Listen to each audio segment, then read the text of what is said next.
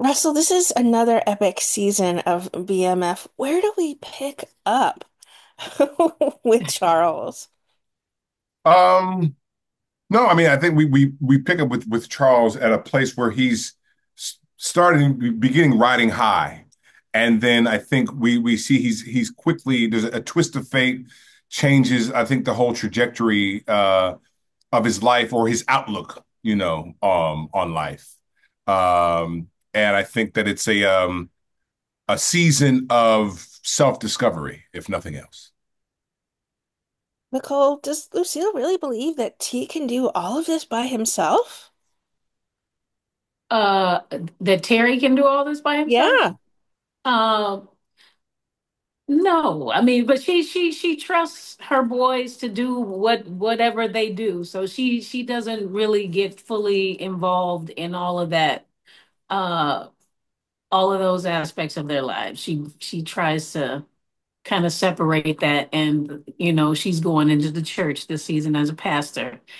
And um but she's unraveling within herself about a lot of other things.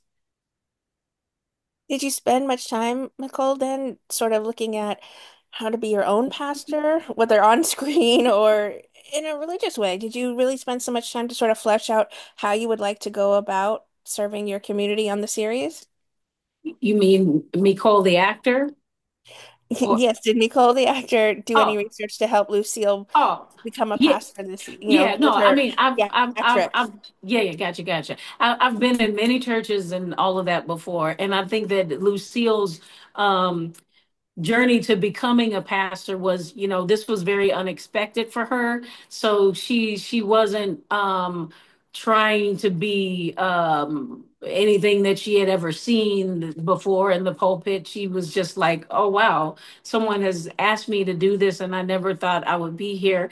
How do I do this? And she just, um found her own way, her own authentic way of just trying to be honest with the word and with what was, going on in her life, and how to try to share those things. Um, so yeah, I think her journey with that is very different than most probably preachers and all of that stuff. Russell, does Charles notice much of a change in T this season after his return from Mexico? Uh, you know, I, I I think I mean I think so, but I think he's really trying to figure out obviously the eternal question, what happened in Mexico, and just figure out. I think he's more focused in wondering where his brother is more than wondering where T is. You know what I mean? And where he how he's changed or not changed. Um yeah, I mean, so yeah, it'll be interesting to see how that plays out for audiences, but I think he's more just focused on how where his other son is, and is he okay? I mean, Big Mickey wants back in to work with T. Is Charles really scoping that, or is he have some nerves for his son? No, I mean, I think that, the relationship that develops between B-Mickie and Charles, I think is just one of surrogacy and respect. So, he sees a little bit of himself in B-Mickie. And so I think he looks at that as an opportunity to, give B-Mickie a chance and just help him in a way that he wasn't able to help his son. I mean, the only thing Charles has to offer is his love as a father, but his experiences as a father and as a man who's worked for 20 years at the plant or whatnot. And so I think B-Mickie is the next person, the only other person who can receive whatever knowledge or tutelage he has to offer. It's another big season, Nicole. Were there some episodes or maybe moments that you're most proud of the work you put into that you could tease without being too spoilery? Um, I really like episode 402, 403, and 406.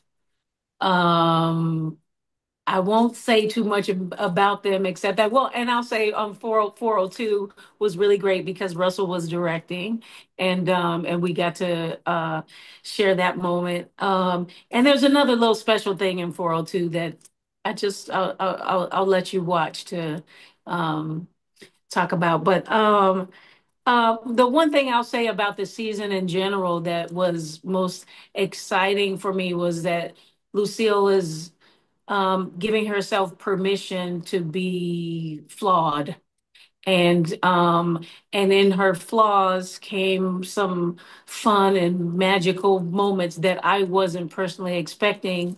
As an actor, I thought it was, to see her flaws, I was really like, oh my gosh, don't, why would she do this? Why, that just seems like it's so not right. But once I gave in to her really being more human, I had a ball this season.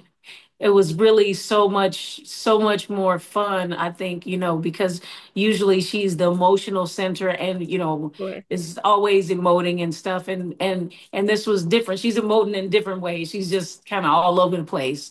And it was really fun. All right, Russell, you're director on episode 2. Is there a moment you were most challenged by bringing from page to screen? I mean, it all was a challenge, and I just think that I was just there for it. I mean, it's the thing is, it's truly collaborative, and it's about being able to bring your vision, to light, but also collaborate with the writer, with the DP, and with the actors about how they see things. And I think that that's what I just appreciated most of all is the collaboration.